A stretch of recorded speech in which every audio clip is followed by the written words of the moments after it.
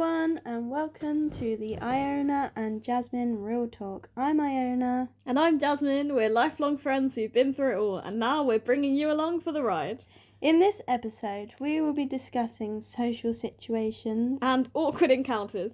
The other day, we're both discussing some funny social behaviours that we both have in common, so we thought maybe you have them as well. So grab a snack and join us as we share our stories again. So the first thing we were talking about earlier was like when you zone out during a conversation and then you have to somehow hide this from the other person. So Iona, for the first question, describe a situation in which you've had to do this. I, to be honest, zone out a lot of the time during conversations, and sometimes it will be when I'm on my phone and I'm busy looking at something and somebody's talking to me at the same time, and then I basically have to ask them to repeat. Or the other times, the most times that I zone out is in church when we're like after the service and we're in groups talking to each other, and I will just listen into the conversation that I'm with, but then I'll look around the room and I zone out, or I'll be thinking about something, or I actually listen to other people's conversations in different groups. Do you ever do that? Yeah, actually, to be fair, this kind of like environment is like the worst one for doing this, because like at church or at like some business networking event, there's like thousands of conversations going on at once and you can hear all of them. So sometimes like another one is way more interesting than the one that I'm in. And the worst thing is when like I just respond to the other person's conversation. So like I remember one time I was in a coffee shop, and this kid was telling me that like they were getting bullied at school. But I wasn't listening to her, actually, I was listening to this other conversation, and I can't even remember what these people were talking about, but it was really interesting. So then, when this kid stopped and explained this bullying situation, she paused so that I could, like, take my turn in the conversation, and I just said, oh, that's really cool, and she was like, cool, I'm being bullied, and I was like, oh no, I mean, it's, and then I tried to make up some reason why it is cool, like, I was like, oh, it's cool that you're able to, like, defend yourself and to stand up for yourself, so I'm not very good at just asking people to repeat or just telling people I wasn't listening.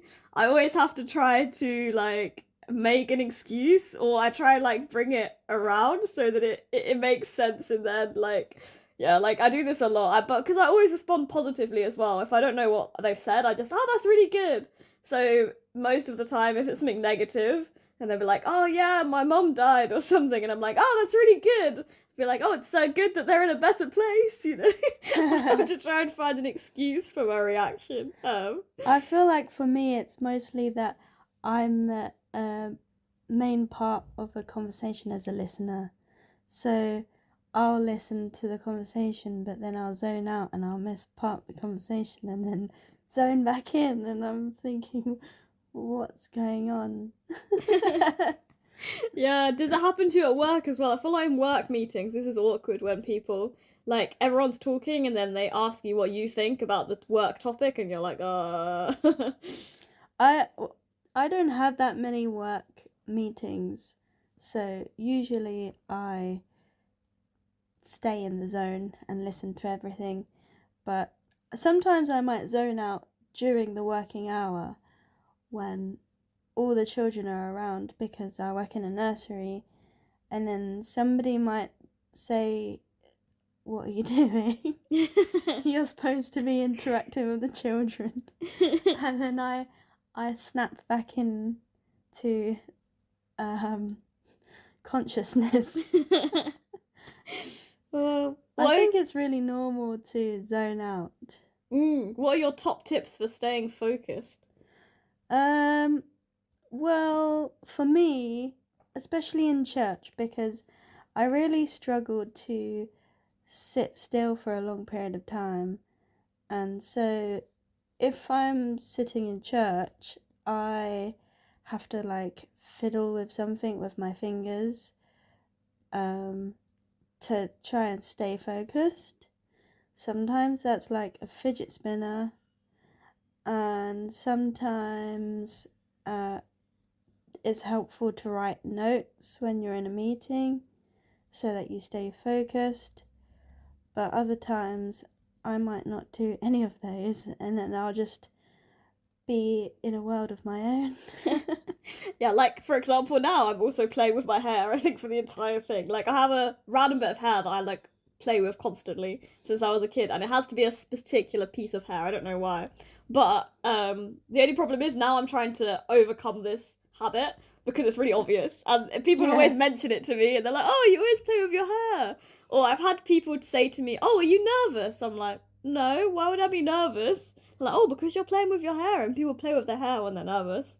I'm like, no, I think I just do it when I sit down. Like, I think that's just it. So now I'm trying to find new ways to, like, maybe more subtle ways of, like, playing with something. But it always goes back to my hair because, like, I've been doing it for, like, probably 26 years. So I also think that all these characteristics that we both have, I always thought that they were a bit, like, childish, and it kind of makes you feel like you're not a real adult. It's true, but I don't think I am a real adult, to be honest. Like, I'm not sure if I'll ever be a real adult, but that's fine. I don't need to be a real adult.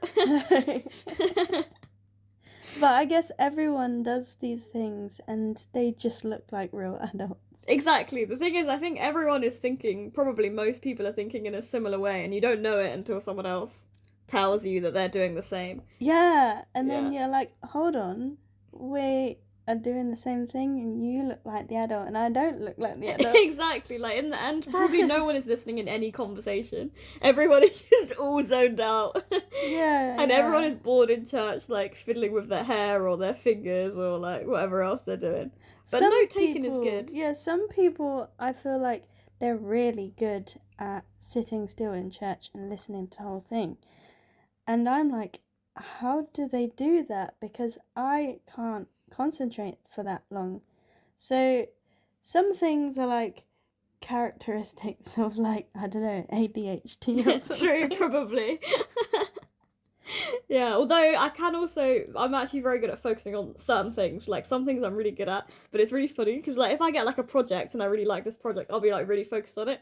And my colleague is the same. So, like, a few days ago, like, he was like in his lunch break and he decided to write this like song. So he was like really concentrated, all focused on this lunch break, writing this song about the cleaner that comes into our office. Like, and like, I thought he was doing something really serious. And then, like, in the end, he was like, "Yeah, I'm really in the zone." And I was like, "Oh, great, it's really good when you're in the zone, you know." And then afterwards, I found he was just writing a song, and I was like, "Why?" Like, so it's very funny. Me and him have like the same kind of brain. We just like get very focused on random things, which is quite funny. Yeah. The one thing I feel that I can focus on is knitting.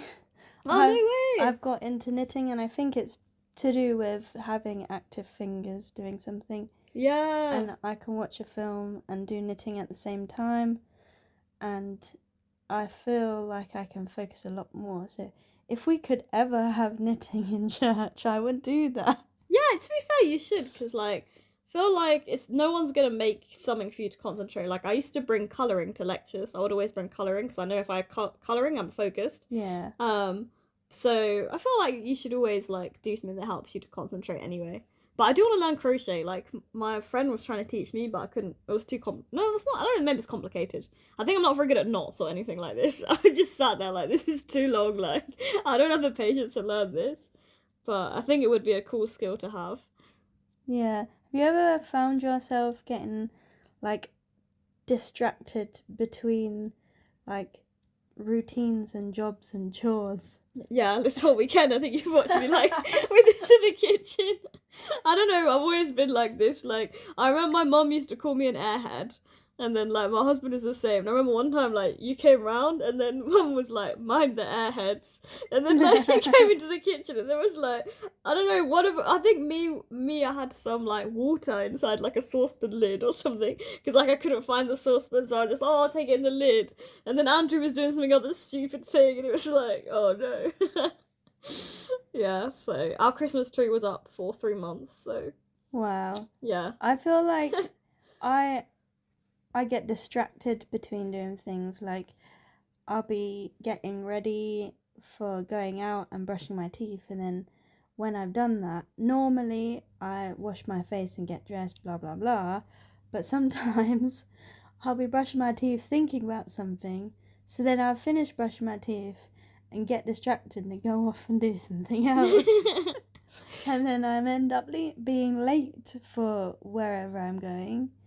Or like you'll be doing a household chore, and then you'll be like sweeping, but then you think, actually, let me go and do this as well, because I won't be able to finish sweeping if that's not done.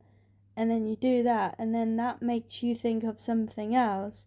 So then you start doing the other thing, and then you completely forget what you started off doing. Do you ever do that? Yeah, like I remember I lived with my flatmate, and she was like, "I know exactly where you've been in the kitchen, because it's like you've opened the drawer, you've left the butter. There's butter on the floor, then there's an egg on the side, and there's a milk." And I was like, "Oh yeah, I think we got the butter out to do that." Then I realised the eggs were out of date, and then I went to buy more eggs, and it would just be like this entire story of the kitchen. But getting ready, I'm quick. I do it in like 15 minutes because I don't want to waste time. So I get up 15 minutes deliberately before I need to leave, and then I have like a really like quick routine. Like, right, teeth, get dressed, do this, and then it's done. Because like I feel like in the morning, if I spend too long getting ready, I get like claustrophobic. So I don't know. For like, I always take too long getting ready just because I get distracted between like routines. So I need to give myself time to get distracted. I need my distraction time. But if you remove the time, you won't get distracted. I feel like I'm a lot slower. Like my brain works really slowly. Have you ever noticed that you talk really fast? Yeah. And for some reason I don't. Yeah. I talk really slowly. You talk really fast. You think really fast, but I think very slowly. Yeah, because like I only realised this like literally about 2 years ago, 1 year ago, that people don't listen to everything on double or triple speed. Because I listen to everything on double or triple speed, and the only other person I listen to things with is like my husband, who I've been with for 10 years, and he also listens to stuff like this. So if we listen in the car, it's always double speed. And I even watch films on 1.5 speed, like on Netflix, because I don't like it's too slow otherwise. And I read very quickly. So yeah, I don't know why, but it's cool. It's a good skill. It's very efficient, you know. Whereas I think and talk really slowly. So when like I'm reading something or listening to something, I feel like I have to read it like over 3-4 times for it to like sink into my brain. Yeah, to be fair, like reading, I'm fast at reading, but I don't think I absorb it as well as like listening to it. Like, or even when I'm listening to something, I have to like go back. It like if I put the sound on the Bible app and let it read, I can't concentrate very well on the words because it's reading at a normal pace, but it's too fast for me even still. So then I have to read through it in my own pace for me to like understand what it's saying. It's really interesting because like I literally have the opposite. Like if I listen to it on a normal pace, I can't concentrate. I don't know why. Like it just seems maybe it's too slow. So probably it's so slow that my brain ends up thinking of something else while I'm like. So we have very similar characteristics, but you're like on top speed and I'm on like on the low speed, slow motion speed. Really funny. Yeah, I think Andrew is half. He's slow motion for reading. He's really slow at reading, but listening, he's fast. Yeah, but it is funny how everyone is different and has like different characteristics, and this is why social situations are like kind of funny because you're interacting with someone who is probably really different to you, and especially when it's a stranger, that's why you get these like awkward encounters with people. Yeah, what's the most awkward encounter you've had? Oh, I don't know actually. I have a lot of awkward encounters. I'm not sure. Like, definitely times I've zoned out have been pretty awkward, to be honest. Like, I remember one time, like, I was talking to this guy about his grandkids, and then he was telling me about his grandkids, and then I zoned out, and then he said, when I zoned back into the conversation, he was like, "Oh, and they drew a circle on my head," and I like laughed, thinking he was still talking about his grandkids, and then he said, "For the biopsy to check for the cancer." Oh no! And I was like, oh no. And then it was like, I don't even know how to get out of this because I just laughed at the fact that he had cancer. So, yeah, those ones are always pretty awkward. I had another story where I told someone like a story that I thought was funny that was like I don't know, it was basically about me being sick in India, and it was like I told this story that was kind of like graphic and like a bit gross, and then like most of the time like people laugh at this story, but this random guy was just like he just didn't laugh and was like, that's kind of disgusting, you should have like cleaned that up. And I was like, oh, this is really awkward now. Like, or I've said awkward things at work. Like I remember I made like a kind of a, I don't know, like not as really dirty joke, but like kind of a maybe a slightly inappropriate joke at work, thinking that it was funny, and then my manager just like didn't laugh at all, and I was like, okay, never mind. I'm just gonna like dig a hole and crawl into it now. What about you? What are your awkward encounters? I feel like I don't remember many encounters because I zone out, but I feel like awkward ones are like when I don't know things as much as other people know things. So then I might say something like ask a question or say an answer to something, and everyone else is smarter than me. So then they just laugh at my response, and then I feel like I'm very stupid and awkward. Oh no. Yeah, that is a bit awkward. It is, because they think that you're making a stupid question because they think that you're on the same knowledge level as them, but actually for me, I feel like I'm naive in whatever topic they are talking about, and so for me it's not a stupid question. But then to be fair, probably if they ask you a question about like childcare or something, probably they would ask a stupid question. Like I probably ask stupid questions because I don't know about these things. Yeah, that's true. Everyone has their own like knowledge in different topics, and that's the good thing, that God created us to be different and have different strengths. So we're not all robots. No, exactly. And people like books, they have like a lot of information on like a particular topic. Yeah. Which is pretty cool. So in your characteristic, yeah, if your house, if you left your house, yeah, or you disappeared or you died, yeah, and someone walked into your house as it is like a museum, what do you think they would think of your characteristic? I think they would think, I think my house is pretty tidy now. Normally it's a mess, but I think they would think. Would they know your personality, or would they know who you are by anything? I feel like probably not, because Andrew just likes the wall to be white, so we have So like you no have no personality, pictures. no pictures, nothing in our house. I think they'd think we're probably really like, I don't know